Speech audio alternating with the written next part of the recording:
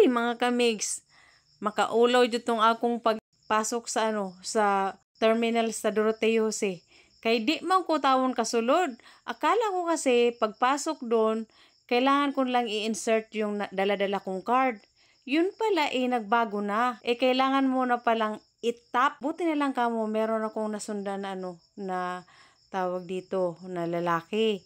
Nakita ko kung paano niya ginamit yung yung card. Tinap niya ganun. So pagpasok niya ganun, di ginaya ko na rin lang siya.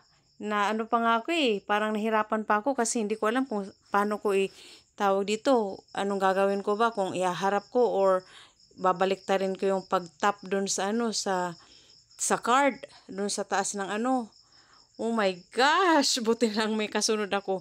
Kasi kung wala, malamang hindi talaga ako makakasakay sa last trip na to. Ayan, at dumating na nga ako sa Baclaran. Medyo nag-video-video muna ako dito kasi ang tagal ko na rin hindi nakapunta dito.